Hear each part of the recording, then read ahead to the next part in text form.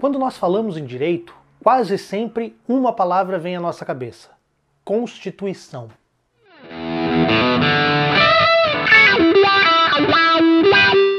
Bem-vindos a mais um Diretas de Direito, e hoje nós vamos falar um pouquinho sobre Constituição.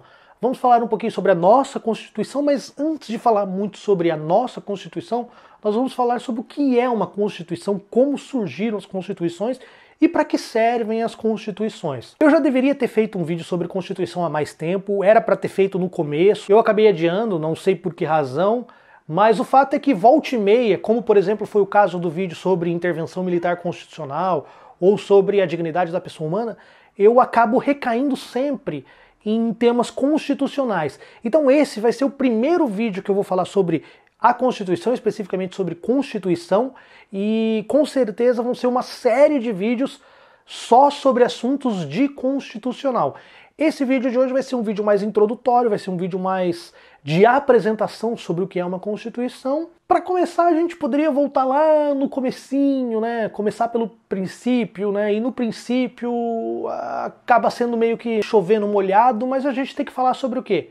Sobre a Magna Carta, que é de 1215. Só para resumir para vocês, porque é uma treta meio complexa, nessa época havia um rei chamado João, que é o João sem terra, né? Não que ele tenha sido fundador do MST, nada a ver, é porque ele sucedeu um outro rei, que era o Ricardo Coração de Leão, que era irmão dele, e por ser irmão mais velho, ele que herdaria todos os bens, né? Na Idade Média tinha essa coisa, só o primogênito, só o filho mais velho herdavam os bens, e ele era o irmão mais novo desse Ricardo Coração de Leão.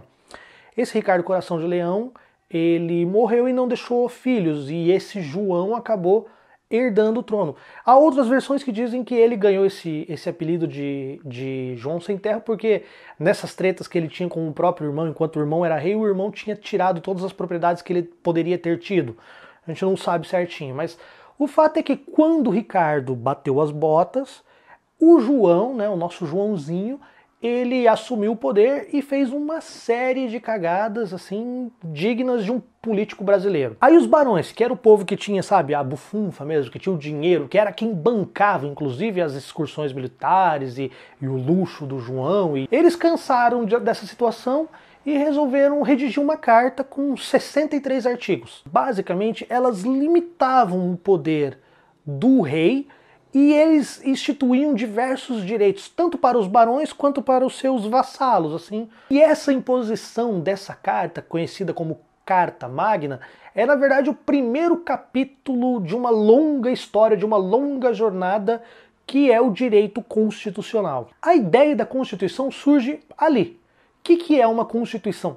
Basicamente, a Constituição, ela é uma carta, ela é uma lei que visa o quê? Limitar os poderes do governante e, ao mesmo tempo que ele limita os poderes do governante, ele acaba o quê? Garantindo alguns direitos aos governados. Já mais tarde, lá pelo ano de 1600, 1700, nós tivemos diversos autores, John Locke, Jean-Jacques Rousseau, Thomas Hobbes, que começaram a expor algumas teorias contratualistas, questão do contrato social. E, paralelamente, ali nós tivemos o começo do movimento iluminista, nós tivemos o surgimento ou algumas revoluções que deram origem a alguns estados modernos, e também nós tivemos o quê? O desenvolvimento do direito. Todos esses fatores, eles influenciaram um movimento que dentro do direito a gente chama de movimento constitucionalista. Diversos estados, diversos países começaram o quê? A impor aos governadores cartas ou constituições que limitavam esses poderes desses governantes e garantiam direitos aos seus governados. Só que além de impor essas garantias e essas limitações, eles passaram também a estatuir, ou seja, a constituir a forma como esses estados se organizavam. Por isso que a gente chama de o quê? De Constituição. Ela passou a ser não só uma carta política, mas ela passou a ser também uma carta jurídica, uma carta que estabelece regras e normas de conduta tanto para os governantes quanto para os governados. E a gente vê logo que essa tendência constitucionalista, ela começa a se materializar em diversos acontecimentos históricos. Nós tivemos, por exemplo, a Declaração dos Direitos lá do Estado de Virgínia, em 1776, nos Estados Unidos. Depois nós tivemos a Constituição da Confederação dos Estados lá do Norte da América. E depois nós tivemos o quê? A Constituição dos Estados Federados da América do Norte. Na França nós já tivemos a Declaração Universal dos Direitos do Homem, a Constituição de 1791, e assim começou a pipocar em todos os lugares do mundo, inclusive no Brasil. O Brasil, logo após a emancipação de Portugal, e eu digo emancipação porque o Brasil já era um Reino Unido de Portugal, Brasil e Algarves, então tecnicamente não foi uma independência, foi só uma emancipação, foi uma separação, uma cisão. E logo depois dessa cisão, em 1824, nós tivemos o quê? A nossa primeira Constituição, que foi uma Constituição muito avançada, bem liberal, bastante interessante para a época, né? Que é a Constituição do Império. E depois da Constituição do Império nós tivemos o quê? Mais 6 constituições, totalizando 7 constituições, com a nossa de 1988, que é a nossa atual Constituição. Com o desenvolvimento dos estados e com o desenvolvimento do direito, a maior parte dessas garantias e dessas limitações começaram a ser o quê? Positivadas. Elas começaram a ser escritas, elas começaram a ser transliteradas em leis, em códex, em manuais por escrito, que seriam o guia, ou que seriam a bússola desses estados. E esse movimento de positivação fez com que a Constituição se tornasse uma grande lei. Uma lei que se coloca hierarquicamente superior a todas as outras leis que um Estado vem a ter. Quando eu falo Estado, eu estou me referindo a Estado com E maiúsculo, que é o Estado soberano. Na verdade é o país ou nação. É que tecnicamente no direito nós chamamos de Estado, né, com E maiúsculo, qualquer país. O Brasil é um Estado, os Estados Unidos é um Estado, são Estados soberanos. E é por isso que a nossa Constituição ela é muito importante.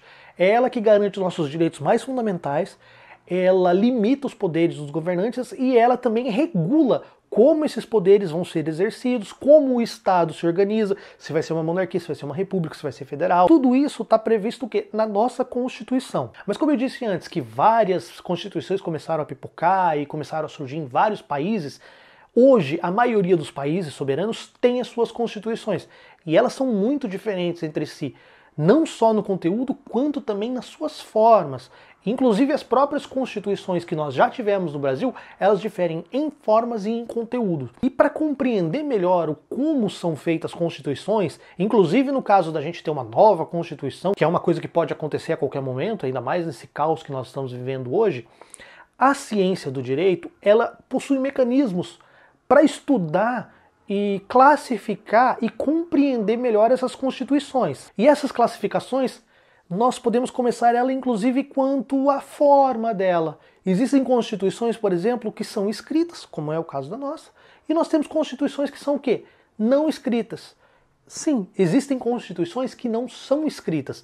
É o caso, por exemplo, da própria Constituição da Inglaterra, do Reino Unido. A Inglaterra e o Reino Unido, ela é uma monarquia constitucional, mas ela não possui uma constituição escrita. A constituição dela é um arcabouço, é um conjunto de normas que podem estar em leis esparsas, podem estar em acordos, em jurisprudências e principalmente lá nos costumes. Inclusive um detalhe muito interessante que eu falei da Carta Magna, que é de 1215, 3 artigos da Carta Magna ainda se encontram em vigor dentro da legislação britânica.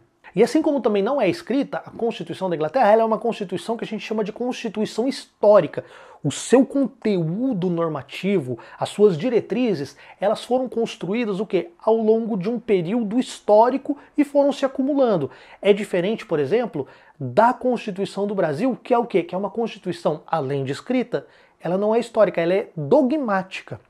A Constituição dogmática é uma Constituição que reflete os dogmas, reflete uma ideologia de um determinado momento. Então, por exemplo, nós tivemos uma Constituição lá no Estado Novo de Getúlio Vargas, lá.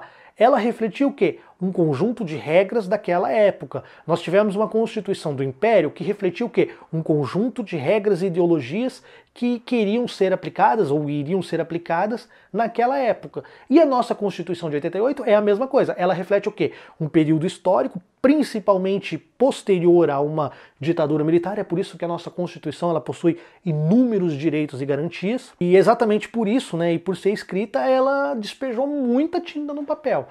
Porque outra forma da gente classificar as constituições também são de acordo com a sua extensão e a sua complexidade. A Constituição dos Estados Unidos, por exemplo, na sua origem, ela tinha apenas 7 artigos. E, se eu não me engano, a Constituição dos Estados Unidos sofreu apenas 27 emendas. Enquanto a nossa Constituição, ela tem 250 artigos, fora as disposições transitórias, e ela já sofreu 97 emendas constitucionais. A nossa Constituição, ela é uma Constituição que analítica, é uma Constituição que detalha todos os mínimos requisitos de organização do Estado. Ela entra em todos os detalhes que interessam à estrutura do Estado. Já a americana, por outro lado, ela não é analítica, ela é o quê? Concisa, ou alguns chamam também de sintética. Aliás, essa grande quantidade de mudanças na nossa Constituição, ela também revela o quê? Outra característica das constituições, que é a capacidade delas serem alteradas ou não. Existem constituições, por exemplo, que são imutáveis, elas não vão ser alteradas nunca.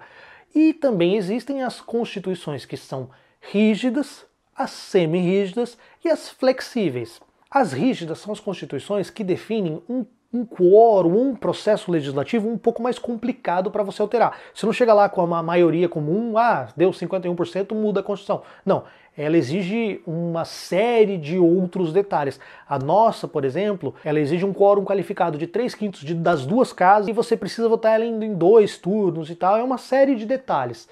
Já as constituições flexíveis, elas não têm esse requisito, elas podem ser alteradas com uma maioria simples, como você faria, por exemplo, para aprovar uma lei ordinária, uma lei comum. Deu metade mais um do Congresso, aprovou a lei, deu metade mais um, você mudou a Constituição. As semi-rígidas, ou semi-flexíveis, tanto faz, ela é uma Constituição que está ali no meio termo. Ela é uma Constituição que possui partes dela, alguns artigos que são rígidos, e alguns artigos que são o quê? Que são flexíveis. Então eles criaram essa classificação de semi-rígida. E a nossa Constituição, né, como eu disse, por incrível que pareça, com tantas alterações, com mais de 90 alterações, 97 emendas constitucionais, ela é uma Constituição rígida. Então cada vez que você vê aí essas notícias aí de emendas parlamentares, de dinheiro que o Planalto está liberando para os deputados e senadores para aprovarem essas mudanças constitucionais, essas PECs, aí vocês já começam a ligar os pontinhos, né? Nosso Brasil é uma farra, né? Bem já disse Renato Russo, né? Que ninguém respeita a Constituição. Outro detalhe também que é muito importante a gente saber sobre as constituições é que algumas constituições elas são o quê? Outorgadas, ou seja, essas constituições elas são produzidas ou elaboradas pela autoridade, pelo governante e são impostas à população. Então, por mais que ela seja uma constituição, ela é uma pseudo-constituição, porque a pessoa que está no poder ela vai fazer o que ela quer e se ela pode impor uma constituição, ela pode fazer o que ela quiser. E algumas outras constituições, como é o caso da nossa, elas são o quê? Promulgadas, elas são produzidas num processo democrático, com a participação do povo, e elas são impostas a todo mundo, inclusive aos governantes. Embora a nossa Constituição hoje seja uma Constituição promulgada, nós já tivemos diversas constituições outorgadas, como por exemplo a Constituição de 1824, que é a Constituição do Império, que foi outorgada pelo Dom Pedro I. Nós tivemos também a Constituição de 37, que foi outorgada pelo Getúlio Vargas, e depois as constituições ali do regime militar. Há uma discussão a respeito de 67, se eu não me engano, que ela seria uma semi-outorgada, porque ela foi elaborada por um congresso e a autoridade, o presidente ali, no caso um dos generais, ele só promulgou ela, assim, ele só sancionou, entre aspas, essa Constituição. Na verdade é uma falácia, né? Porque se ele não concordasse com os termos, ele não outorgava ela, ele não, quer dizer, promulgava ela. Então ela é semi-promulgada ou semi-outorgada, mas tecnicamente a gente pode dizer que ela foi outorgada, né? Porque ele detinha o poder de dizer sim ou não para aquela Constituição. Bom, esse vídeo é um grande apanhado só, uma parte introdutória. Eu só falei um pouquinho sobre a classificação das constituições, né? E eu fui colocando aqui ao lado do vídeo, conforme eu fui falando as características da nossa Constituição, eu fui marcando aqui do lado para vocês irem acompanhando. A nossa Constituição é uma Constituição muito bonita, ela é muito bela, ela foi muito bem elaborada, mas ela tem os seus problemas. Eu sei que alguns dos inscritos que eu tenho vieram do canal do Pirula, porque eu andei postando algumas coisas lá, inclusive um abraço pro Pirula, ele nem sabe quem eu sou, mas eu sou fã dele e acompanho muitos vídeos dele. E o Pirula tem um exemplo muito interessante que ele fala, às vezes, da questão do efeito mola. E a nossa Constituição, ela se encaixa exatamente nesse conceito de efeito mola. Todos os nossos direitos e as nossas garantias, elas estavam o quê? Suprimidas no nosso ordenamento jurídico durante a nossa ditadura militar. Quando nós nos libertamos da ditadura militar, você imagina que a mola estava em repouso comprimida. Quando nós libertamos essa opressão, a mola ela se expande ao máximo, depois ela comprime, se expande, comprime, e assim ela vai até chegar ao ponto de repouso. A nossa Constituição ela foi feita exatamente logo após a ditadura, no momento que a mola havia acabado de se expandir, ela estava no máximo da sua expansão. E nesse momento, nós tínhamos muita preocupação, muito medo, então a nossa Constituição ela colocou tantas garantias individuais que ela acabou criando um problema muito comum hoje em dia, que é o quê? Que é a impunidade. Mas um detalhe muito importante que a gente precisa falar, e é uma crítica muito fundamental à nossa Constituição, é que além das garantias e direitos individuais, ela garantiu muitas coisas para quem? Para a nossa classe política. E aí a gente vai ter que voltar lá para a Constituinte. Em 1986, nós tivemos uma eleição, a primeira eleição, em que nós pudemos eleger o quê? Os nossos deputados e senadores. E esse congresso que foi eleito, né, os deputados e senadores, eles acabaram o quê? Chamando para si a responsabilidade de serem constituintes. O correto, ao meu ver, seria o quê? Nós temos uma eleição para uma Assembleia Constituinte. Porque uma Assembleia Constituinte, ela precisa ser formada por pessoas de todos os segmentos de uma sociedade. Médicos, juízes, promotores, advogados, engenheiros, trabalhadores, empresários, todo mundo precisa participar. Os políticos, eles já são uma outra classe, é uma classe importante, é uma classe que a gente precisa. Mas quando eles chamaram para si essa responsabilidade, e eles haviam sido eleitos democraticamente, mas eles foram eleitos democraticamente para exercerem esses mandatos de deputados e senadores. E quando eles chamaram para si essa responsabilidade, eles acabaram redigindo uma Constituição que indiretamente não, descaradamente, trouxe uma série de benesses, uma série de garantias para a própria classe deles. Você tem aí essa questão do foro privilegiado que tem sido muito discutido, você tem essa questão agora que está ridiculamente escancarado na mídia aí, das prisões que a Polícia Federal tem feito e que os deputados têm soltado, que nem o caso do Aécio, e depois nós tivemos lá no Rio de Janeiro também as prisões que a Câmara dos Deputados Estaduais, lá a Assembleia dos Deputados Estaduais, acabou não ratificando, acabou soltando essas pessoas. Então assim, há uma série de mecanismos dentro da Constituição Federal, e isso refletiu depois em cada Constituição Estadual, que garante uma série de benefícios e que acaba ferindo o quê? Um grande princípio republicano que é da igualdade. A própria Constituição, ela fala que o quê? Somos todos iguais perante a lei. Mas na própria Constituição, ela mesmo diz: todos iguais, pero no mútil, porque se o cara for deputado, for senador, for presidente, não acontece isso, não acontece aquilo, não pode ser preso salvo aquilo, se for preso precisa ser aprovado pelo Congresso e bababá, e bababá, e aí virou essa grande putaria que a gente tem lá em Brasília, né? Bom, então o vídeo de hoje é isso. Esse é apenas o primeiro vídeo que eu estou fazendo sobre direito constitucional. Eu programei uma série de vídeos. Na verdade, eu queria até falar sobre controle de constitucionalidade, né? Sobre a DIN, sobre essas outras questões, controle difuso e tal. Mas eu pensei, poxa, como é que eu vou falar de controle de constitucionalidade sem falar de Constituição primeiro, né? Então esse é só o primeiro vídeo de uma série de vídeos que vão tratar sobre a nossa Constituição.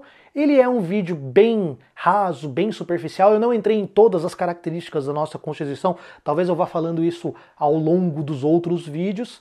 E espero que vocês tenham pelo menos compreendido um pouquinho sobre a importância, sobre o que é a nossa Constituição, sobre o que ela reflete em todas as outras leis que nós temos, que todas as nossas leis, elas devem o quê? Obediência, elas devem estar de acordo com a Constituição, sob pena de serem, né, extirpadas aí do nosso ordenamento jurídico. E a gente se vê logo mais.